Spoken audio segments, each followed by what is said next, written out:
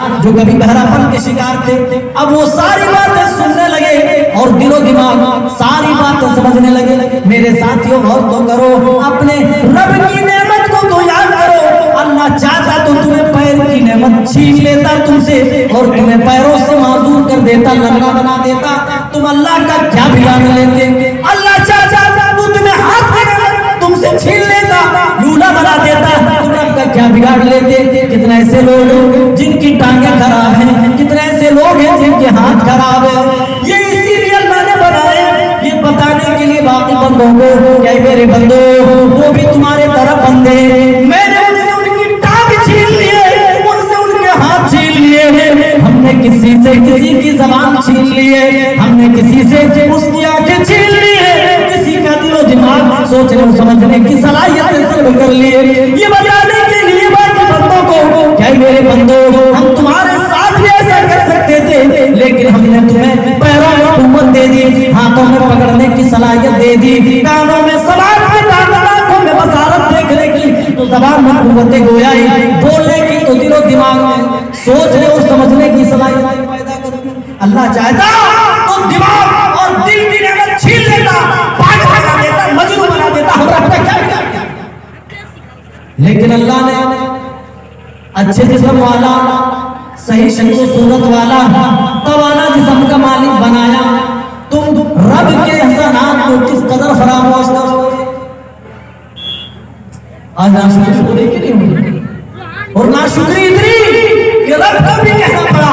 رب کہہ رہا ہے اے میرے بندو میری عبادت اس لیے کرو کہ ہم نے تمہیں پیدا کیا ہے, اور صرف تمہیں ہی نہیں بلکہ تمہارے آبا و اجداد جو تم سے پہلے تھے ان کو پیدا کیا.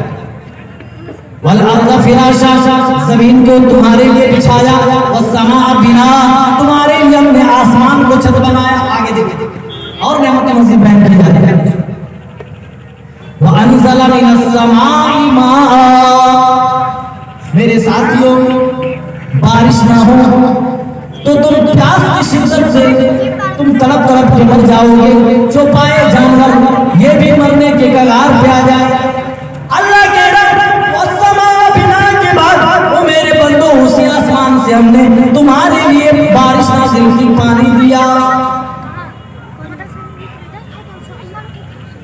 بارش نازل کی من السماء ماء فاخرج به من الثمرات رزقا لكم, جو زمین اب تک مردہ تھی, بارش کے قطرے زمین پہ گرے, بارش نازل ہوئی, اسی مردہ زمین کو اللہ تعالیٰ نے بارش کے چند قطروں سے زندہ کر دیا. نباتات اگنے لگی, گھاس پھوس اگنے لگے, فصل اگنے لگی, اور پھل اور پھول بھی اگ گئے. اور اللہ کہہ رہا ہے یہ فصلیں دے کر کے, یہ پھل فروٹ دے کر کے ہم نے اس کے لیے تمہارے لیے اس کے ذریعے سے روزی ہم نے تمہیں پہنچائی. رزقا لکم, ہم نے بارش برسا کر اسی زمین یہ تمہیں روزی عنایت کی ہے. فلا تجعلوا للہ اندادا وانتم تعلمون, تو جان بوجھ کر تم اپنے رب کا ساجی نہ بناؤ, اپنے رب کا شریک اور پارٹنر نہ بناؤ. ناشکری اتنی, ارے حقیر اپنے کتا بھی اپنے مالک کا وفادار. ابھی آزار ہوئی, کتنے لوگ ابھی شرکت کر رہے تھے کہ گھبرانے کی بات نہیں, آ جاؤ شامیانے میں آ جاؤ, نماز پڑھ ہو گئی. یہ بتانے کی نوبت کیوں؟ ہمارے حال ہماری یہ حالت ہے, کسی طرح جلسوں میں تو پہنچ جاتے ہیں, تقریریں تو سن لیتے ہیں, لیکن مجال ہے کہ عملی زندگی میں وہ تقریریں بھول جائیں, اندر سرایت کر جائیں. نہیں, بس آتے ہیں کسی طرح انٹرٹینمنٹ حاصل ہو جائے. میرے ساتھیوں یہ قرآن و حدیث کی باتیں انٹرٹینمنٹ کے لیے نہیں ہے, یہ بڑی بڑی مجلسیں اسی لیے منعقد کی جاتی ہے تاکہ کتاب و سنت کی باتیں آپ تک پہنچائی جائیں, رب کا پیغام آپ کو پڑھ کر کے سنایا جائے. ذرا غور تو کرو, مر جاؤ گے منومن مٹی کے نیچے دفن لوگ کر دیں گے, 4 کندھوں کا سہارا لے کر قبرستان پہنچائیں گے, کون سی چیز ہمارے ساتھ جائے گی؟ جائے گی کوئی چیز؟ یہ گھر, یہ مال, یہ زمین, یہ جائیداد, یہ سونا, یہ چاندی, یہ بنگلے, یہ گاڑیاں, کوئی چیز ساتھ میں نہیں جانے والی. یہ ساری چیزیں دھری کی دھری رہ جائے گی. یہی اعمال جو اچھائی کی شکل میں کر رہے ہیں، برائی کی شکل میں کر رہے ہیں، ہمارے ساتھ ہوں۔ ہم اس بات کو نہیں سمجھتے، ایک کتے سے ہمیں غلط حاصل کرنے کی ضرورت ہے۔ مالک کے چند ٹکڑوں پہ بڑھتا ہے، روٹی کے چند ٹکڑے مالک نے کیا ڈالے؟ مالک اگر دن میں 50 مرتبہ بھی کتے کو بلائے تو 50 مرتبہ وہ کتا آ کر کے مالک کے پاس آ کر دودھ پلاتا ہے، اور وہ رب تعالیٰ صرف دن اور رات میں 5 مرتبہ بلواتا ہے، میرے بندوں کو مسجد کی طرف بلا دو، حیا علی الصلاۃ، او بندو آؤ نماز کے لیے آؤ، حیا علی الفلاح، کامیابی کے لیے در در بھٹکنے والوں، جگہ جگہ کی کھاد چھانٹنے والوں، کامیابی سڑکوں پر نہیں ہے، کامیابی کمانے میں نہیں ہے، کامیابی عالیشان مکانات تیار کرنے میں نہیں ہے، اللہ کہہ رہا ہے کامیابی تمہیں ملے گی میری مسجد میں آ کر ملے گی، نماز پڑھنے کے بعد ملے گی۔ جب تم نمازیں ادا کرو گے، مجھے اپنا رب مانو گے، اپنا بندہ ہونے کا اقرار کر لو گے، تو یہ تمہارے لیے کامیابی ہوگی۔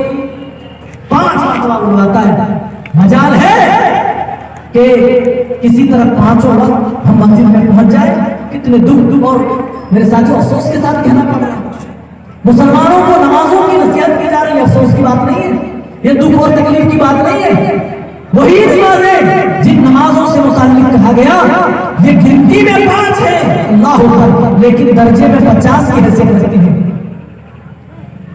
یہ 5 وقتہ نمازیں وہ نہیں ہے، ارے پیارے نبی صلی اللہ علیہ وسلم کی زندگی میں ہم دیکھیں فرض نمازیں تو فرض ہوئی، پیارے نبی صلی اللہ علیہ وسلم نمازوں سے اس قدر محبت کرتے تھے، جب بھی آپ کی زندگی میں پریشانی آئی، جب بھی آپ کو کوئی گھبراہٹ ہوا، پریشان ہوئے، تو فوراً نماز کے لیے آپ کھڑے ہو گئے، جب اذان ہوتی تھی، جب اقامت ہوتی تھی، پیارے نبی کہتے تھے یا بلال ارحنا بالصلاۃ، اے بلال نماز کا وقت ہو گیا، جلدی سے اذان دو، جلدی سے اقامت کرو، تاکہ نبی نماز ادا کر کے اپنے دلوں کو، اپنے دل کو سکون پہنچا سکے۔ جو نماز میرے نبی کے دل کا سکون ہوا کرتی تھی، جو نماز میرے نبی کی آنکھوں کی ٹھنڈک ہوا کرتی تھی، ان نمازوں کو ہم نے مذاق بنا دیا ہے۔ میرے ساتھیوں، رب کی اتنی نعمتیں استعمال کر رہے ہیں، بھلا ایک نعمت کے بدلے ہی سر جھکانے کو بندہ آ جائے؟ نہیں، بس جمعہ میں کسی طرح پڑھ کے نہا دھو کر پہن سکتے، بہت بڑا کمال کر دیا۔ میرے ساتھیوں، نہیں، ہم کتنے حقیر لوگ ہیں، ذرا سوچو تو، اللہ نے طاقت دی پیروں میں چلنے کی، ہاتھوں میں پکڑنے کی، زبان میں بولنے کی، اللہ چاہتا تو یہ ساری نعمتیں چھین لیتا، سب کر لیتا، لیکن اللہ نے ایسا نہیں کیا۔ هل أتى على الإنسان حين من الدهر لم يكن شيئا مذكورا، کیا انسانوں پر وہ وقت نہیں آیا جب وہ قابل ذکر نہ تھا؟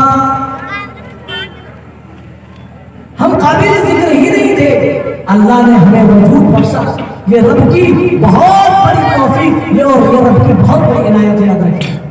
اگر ان عنایتوں کے بدلے اگر رب کے سامنے اپنے جمیل نیاز کو نہ جھکاؤ تو اللہ کی قسم تم سے بڑا باغی، تم سے بڑا رب کا غدار، اور تم سے بڑا رب کا سرکش اور کوئی نہیں آتا۔ چلیے دوسری نعمتیں تو بہت زیادہ ہیں، اللہ نے یہ کہتے کہ بتا لاجواب کر دیا، لا تحصوها، تم گن ہی نہیں سکتے، بس جو اہم ہے ان نعمتوں کو میں اختصار کے ساتھ ذکر کروں۔ اور بڑی نعمتوں میں کون سی نعمتیں؟ ایمان کی نعمتیں، یہ کتنی بڑی دولت ہے، اللہ اکبر۔ ہمیں اس ایمان کا مہتو معلوم نہیں، اس لیے کہ اس ایمان کے لیے ہم نے کوئی قربانی نہیں دی، بس بخوتی میں ایمان مل گیا، ہمارے باپ دادا مسلمان تھے تو ہم بھی اب مسلمان ہیں، آگے چل کر ہماری نسل در نسل مسلمان ہوتی جائے گی، بس ہمیں مسلمانیت کا ٹیسٹ، وہ لذت نہیں پتا۔ ایمان کا بھی اپنا ذائقہ ہے، ایمان کا بھی اپنا ٹیسٹ ہے، ہمیں وہ اثر معلوم نہیں ہوگا، کیونکہ اس ایمان کے لیے ہم نے کوئی بڑی قربانی نہیں دی ہے۔ لیکن ایمان کا مقام کیا ہے؟ میں آپ سے سوال کروں، موبائل